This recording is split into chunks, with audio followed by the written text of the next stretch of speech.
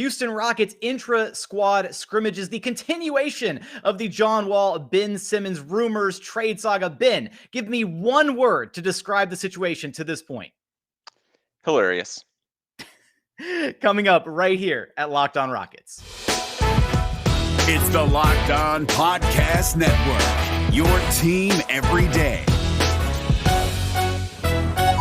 This is Mission Control, Houston. Ignition sequence start. With the second pick in the 2021 NBA Draft, the Houston Rockets select Jalen Green. T-minus 15 seconds. Guidance is internal. I'm going to keep working. I'm going to keep getting better every day. I'm going to keep perfecting my craft. And every time I step on that floor, I'm coming. 6, 5, 4, 3, 2, 1.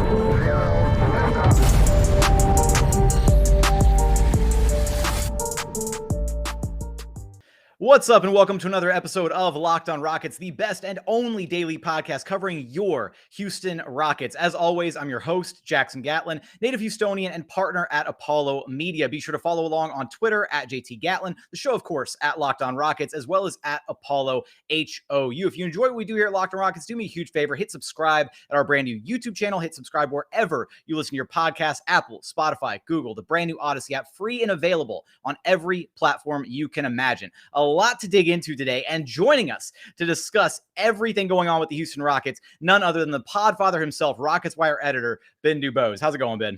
Pretty good, Jackson. How are you?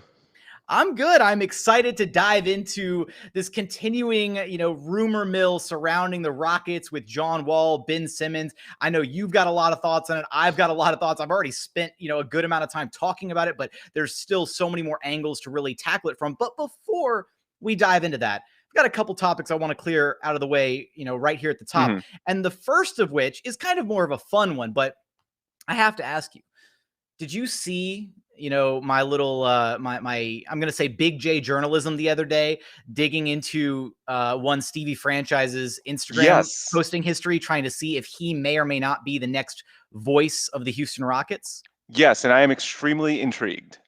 Okay, so with that, I will say we have a bit of breaking news on that front, as there was yet another Instagram post that I'm going to pull up right now, and it's a comment thread from one Steve Francis who commented below a Houston Rockets IG post, and then somebody followed up saying, I saw you at the Galleria this year, and his response, meet me at the games this year. How do we feel about this, Ben? Boy, it feels like it's something I've been asking around, and it's like the ultimate state secret. No one is going to give it away.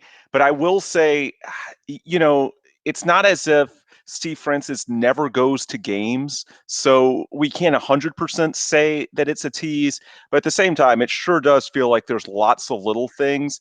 And also, as beloved as Matt Bullard was, I've always sort of had this in the back of my mind that they might not go from Matt Bullard to, say, another member of Clutch City, the 90s group.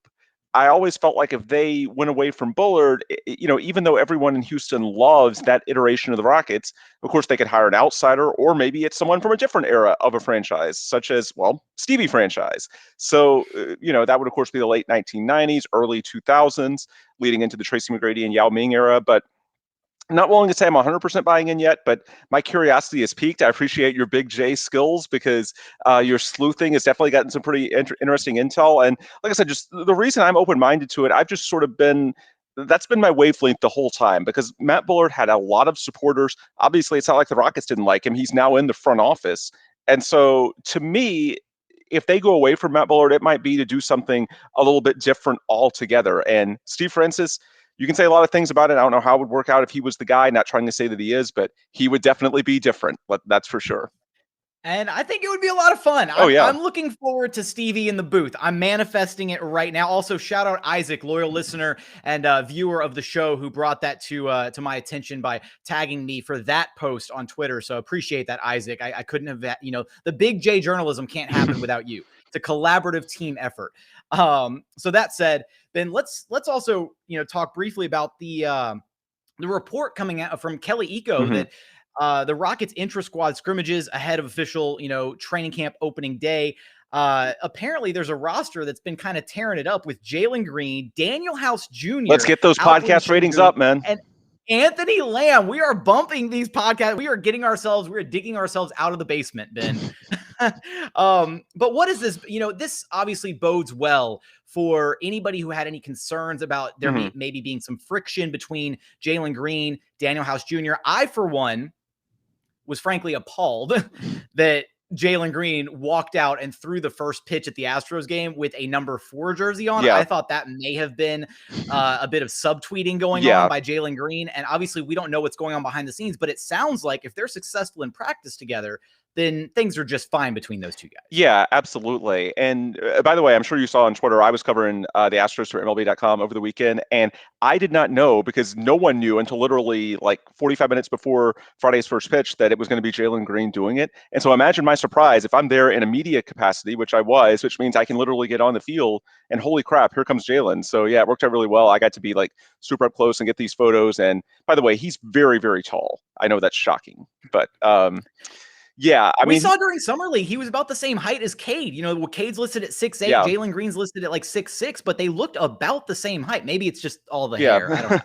But I enjoyed, being around him. He has a certain positivity to him that I think you can see sort of jumping off the screen, even on TV, and that's definitely the case in real life too. He's got a very magnetic personality, and I think, even though that's off the court stuff, it can translate to on the court as well because of the spotlight that's going to be on him as sort of the face of a franchise. I know it's not fair, but that's the reality, and I think unlike some guys who are new to the league and it takes some adjusting to that kind of spotlight, I think he's absolutely ready to go. And so I think on that front, he's a really good fit already. And yeah, even if they want the same number, and of course, as long as House is here, it's going to go to the veteran. That's just how these things go. But the truth is, on paper, they do seem to fit pretty well together in the sense that, Jalen Green, he's going to develop over time his on-ball skills. It feels like in Summer League, even though the stats were off the charts, so much of it was him operating off the ball where he's lightning quick. And in a way, it's sort of the opposite of watching James Harden, because all these years of watching James, not meaning to compare the two, just saying the biggest names in the Rockets, we know how just lethal James is on the ball. People would always ask, why does he stand around off the ball? Why doesn't he do more? Jalen Green is almost, like a mini Rip Hamilton in terms of how well he and how much energy he has off the ball. And so you put him with someone like Daniel House Jr., who is an underrated ball handler and playmaker. I know he's a forward, but we have seen that he does have those playmaking skills. You can see, or at least I can, the fact that that might be a good pairing to where, with Jalen's ability to work and willingness to continue making those cuts off the ball, that Daniel House Jr. can do a pretty good job of finding them. And then also, because House is so defensively versatile, he's a veteran, he's strong, can guard a lot of different positions, then that can sort of cover up a lot of the lapses with a 19-year-old who's very skinny and, may not be able to hold his own in certain matchups. So I think it's great to see that they have the chemistry. And I think that House is an underrated part of this team, assuming he sticks around. People forget this past year, it wasn't just the ankle injury at the end of the year. He also had some issues with COVID, and really it was the back spasms early in this year that really set him back. He was never healthy, and he's going into a contract year. He has a lot to prove, and I could see, especially if the Rockets go to more minutes for Daniel Tice up front, not saying that Jalen Tate or Jae'Sean Tate, thinking of Jalen Tate because of his brother in Summer League, not saying that Jae'Sean Tate won't get big minutes, but you might see him in a different unit than whatever Tice is because of the potential spacing and shooting limitations. And that's where I think House is a superior shooter, as a guy who can really handle the ball. I saw in Kelly Eco's, the article you're referencing, his projected starting five. Now, he actually had Tice off the bench. He had Tate, House, and Wood as the front court. Of course, KPJ and Green as the back court. But either way, whether it's Tate or Tice, I suppose it's the same thing with Tate in that he's not exactly a proven shooter. The bottom line is that House, the versatility of his game in terms of defense, shooting, passing, a lot of people have forgotten. And of course, he hasn't made a lot of fans on Twitter or off the court because everybody remembers what happened in the bubble. But the bottom line is there's a reason why before everything happened in the bubble and before this really disjointed past season for everything with the Rockets, Mike D'Antoni, I thought about this, the day before everything happened in the bubble, Mike D'Antoni said that he believed that Daniel House could be one of the best players in the league. Now, that's a little bit of coach speak, sure. I think certainly there's an element of boosting your own players that goes into that. But I also think it's not like he's totally lying. That's a guy who Mike D'Antoni really believed in. Mike D'Antoni is a fantastic coach. And I think everybody's a little low on House entering this year. I think Kelly is onto something with that. It'll be interesting to see what permutation of the starting five we get rolling into this next season, especially considering the fact that there may be a new addition to the starting five, one Ben Simmons, who we were going to talk about here with Ben, there we go, in just a moment after a quick message from our friends over at DirecTV. Because look, does this sound familiar at all, right? You've got one device that lets you catch the game, another one that lets you stream your favorite shows. You're watching the sports highlights on your phone, and then you've got your neighbor's best friend's login for all the other good stuff, right? Let me tell you about a simple way to get all the entertainment that you love without the hassle, a great way to finally get your TV together. It's called DirecTV Stream. It brings your live TV and on-demand favorites together like never before, so you can watch your favorite sports, movies, and shows all in one place. That means no more juggling the remote, no more needing to buy another device ever again. And the best part, there's no annual contract. So get rid of the clutter and the confusion. Get your TV together with DirecTV Stream. You can learn more at directtv.com. That's directtv.com. Compatible device required. Content varies by package. Another message from our friends over at Sleeper. The fantasy sports experts over at Sleeper realized that fantasy basketball was kind of broken. The days of losing because your opponent's players simply had more scheduled games to play in that week are over. The days of mindless busy work are over. The days of giving up halfway through the season because of all that busy work are also over. Sleeper has developed a new method called Game Picks, where you pick one game per week for each player based on player matchups, home versus away games, opponent's defensive rating, pace of play, and more. All of that adds up to more strategy and less busy work for you. So whether you prefer redraft, keeper, or dynasty, Game Picks has you covered. Sleeper cracked the fantasy basketball code. If you play fantasy basketball, if you prefer building out a weekly strategy versus daily busy work, you're going to love Game Picks. Download the Sleeper app and start your league with your friends today. You will not be disappointed. And continuing on here at Locked On Rockets, your daily podcast home for everything Houston Rockets basketball.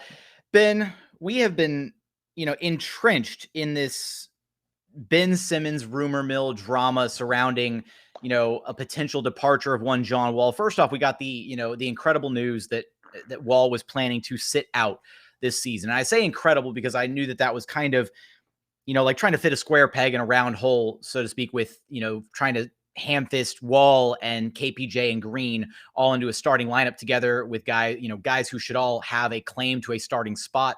But the Rockets obviously wanted to go a direction of youth. And now we've got these rumors swirling about that Ben Simmons could be on his way to Houston. Right now, the Vegas betting odds have the Rockets as the second favorite behind the Minnesota Timberwolves. The T-Wolves are plus 400 to be the landing spot for Ben Simmons. Rockets at plus 450 in second place, which is a little crazy to think about.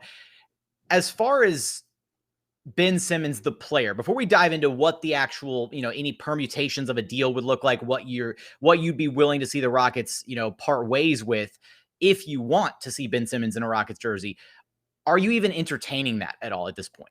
Yeah, I'm entertaining it. I'm not saying I would do it, but I think at any point where you're one of the worst teams in the league, which the Rockets are, let's be honest, they have a lot of young talent, but you cannot turn your nose up at an opportunity, especially if it's a buy low opportunity. So I'm not saying no under all circumstances. And I think it should be noted that while they chose the picks package from Brooklyn over Ben Simmons earlier this year, it should be pointed out that when they did that analysis, well, number one, I feel pretty confident that it wasn't like a slam dunk. There's a reason why it went down to the wire. They had some level of interest in Simmons. And number two, at that time, they did not have Kevin Porter Jr. or Jalen Green. Now they do have two guys in place. And so you could make a little more of an argument that maybe they're slightly closer in terms of having a foundation in piece to where it makes sense to get a guy like Simmons. The flip side, of course, is that Ben's value has only gone down over the past 12 months or so, or not even 12 months. God, it feels like it's been 12 months. It's only been like 8 months.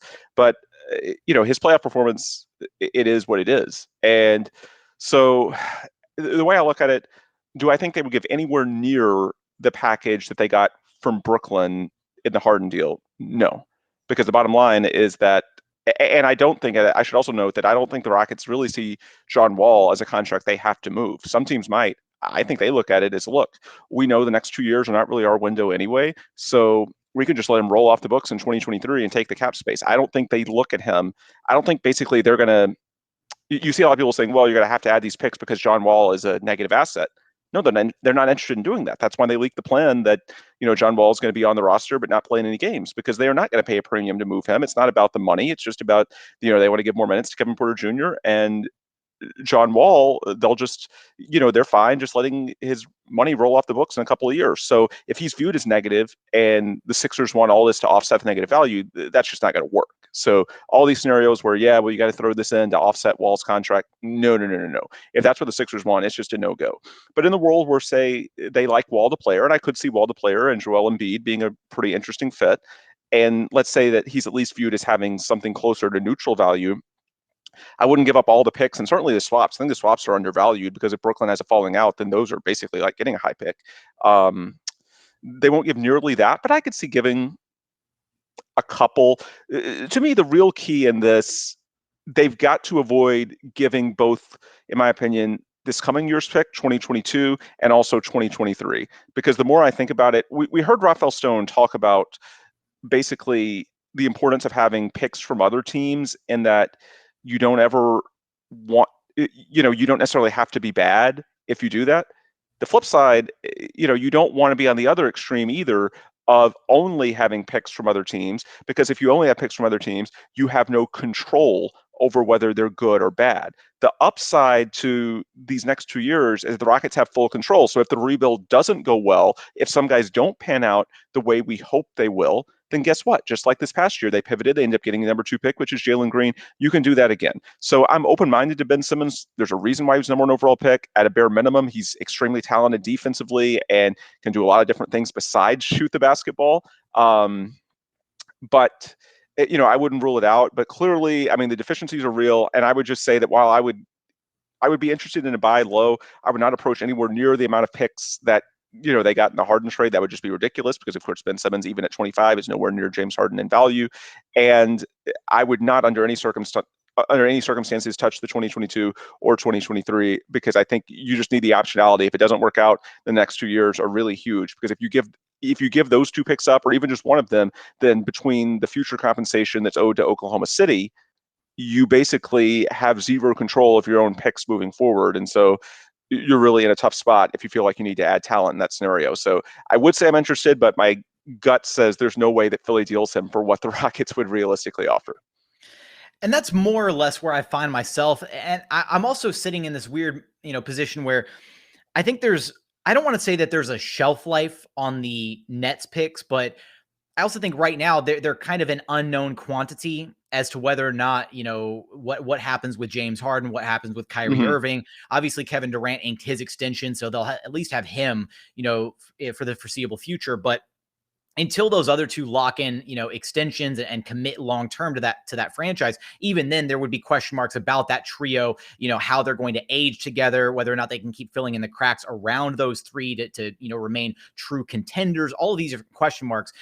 But I feel like there's almost like right now, while there's those question marks surrounding those two guys, Kyrie and Harden, about whether or not they stay long-term, it's almost like the picks have more value right now because it's thinking, okay, if you use some of those picks right now from the Brooklyn Nets package, then you can, throw those at a guy like a Ben Simmons right now while they have more value. Whereas if Harden size extension, Kyrie extends, then it's like, okay, well, we're looking at those picks as likely pretty much late firsts. And there's not a chance for something to blow up, some, catastrophe to happen.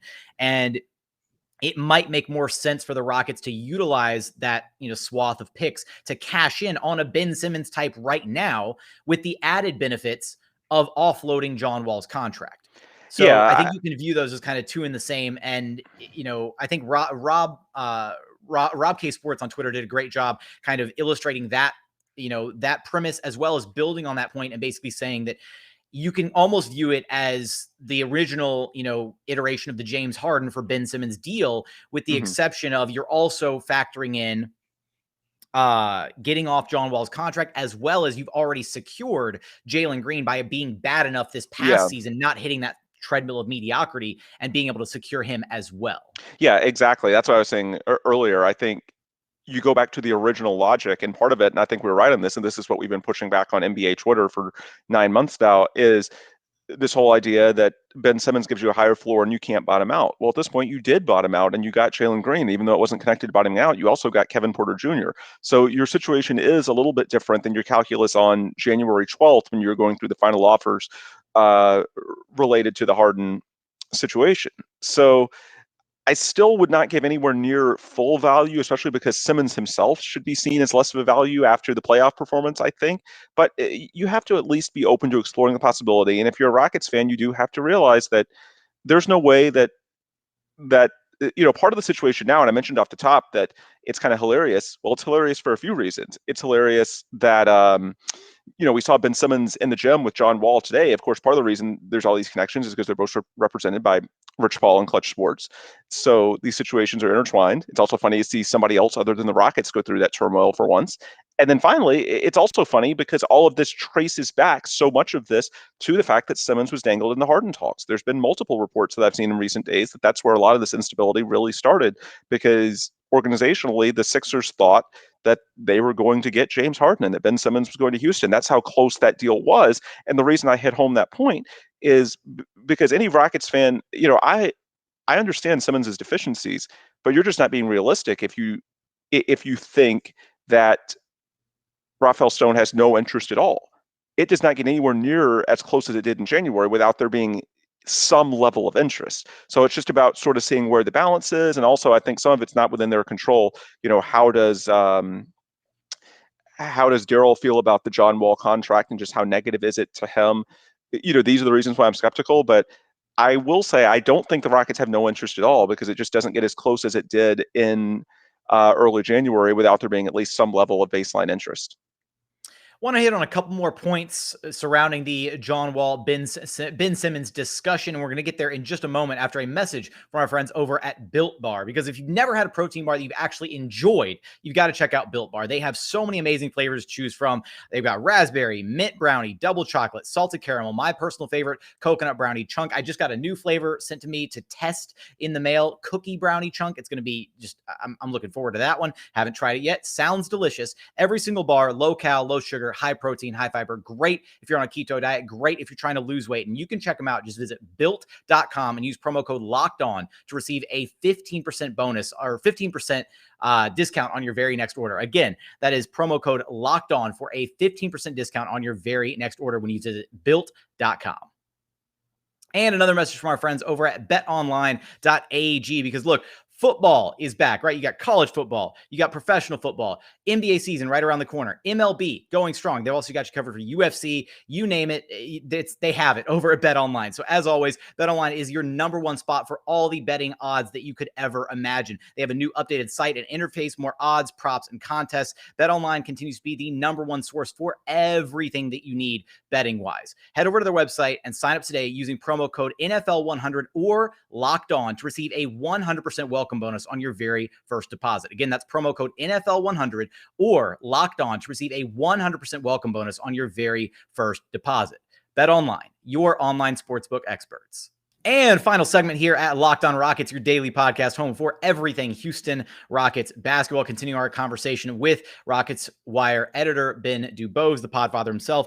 Now, Ben, a couple of the arguments that I've seen kind of against Ben Simmons, past even more so just, his deficiencies, if you will, as a player, because I do agree he is a great player within his own right, and the Rockets should not turn their nose up at him just because of a few issues that he's had. I'm still highly critical of him, and I would have serious reservations even if the Rockets did bring him in, and I'd need to see some notched improvement before I was suddenly, an active Ben Simmons stan. I wouldn't just become a Ben Simmons apologizer immediately or sympathizer or what have you. But a couple of the main ones that I see, some pushback for is, as we were just alluding to, is Ben Simmons raises your floor to such an extent.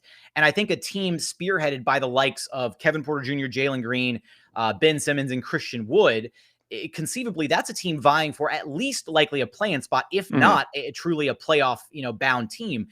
And I think at that point you close your window to the possibility of being a lottery-bound team and taking advantage of the fact that the Rockets own their picks for these next two seasons. And I think that's such a critical aspect of the rebuilding timeline for this team, especially considering some of the top prospects, Holmgren, Banchero, guys that are coming out in this next year, specifically Imani Bates, one more year down the line, right? There's really a lot of talented guys coming out these next couple of years.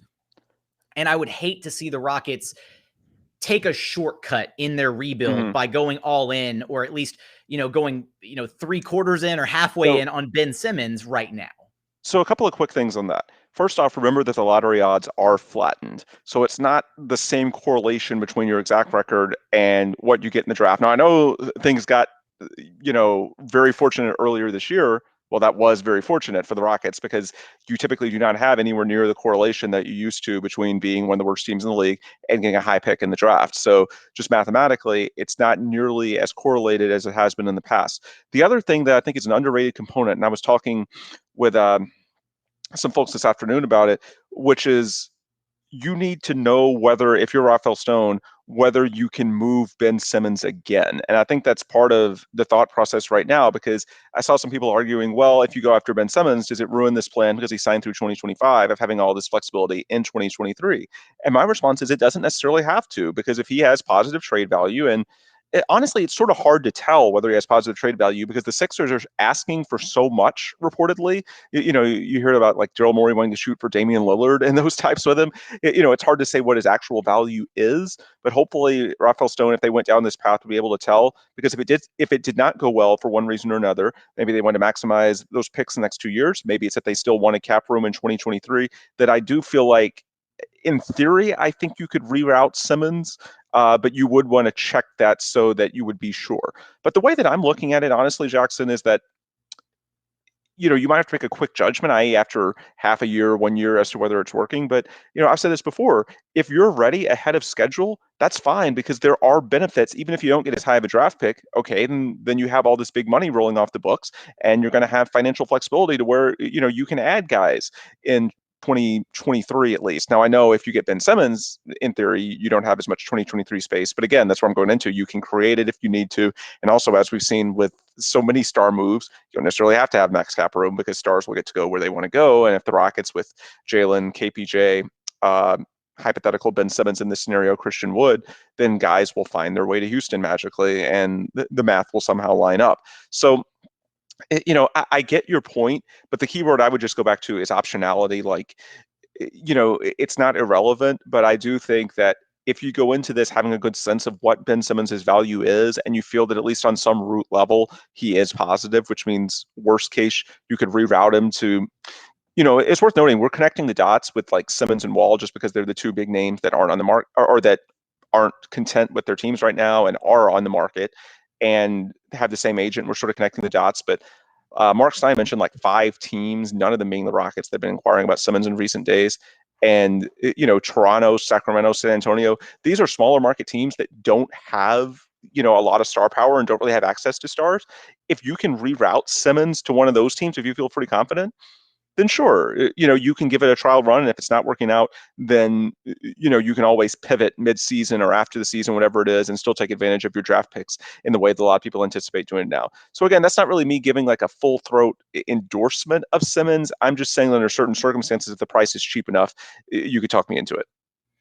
And I think I'm kind of leaning there as well, is if the price is cheap enough, kind of you'd be interested. And I think that's where some of the reports or potential rumors and for also, the Rockets are, is the relationship between Stone and Morey. It's just kind of one of those, let's kick the tires. Let's see if there's something there. And another point I want to make very quickly, the angle about KPJ as the point guard, and of course that's part of why John Wall isn't going to play, the fact that they want KPJ to sort of have the keys and be able to be the primary ball handler.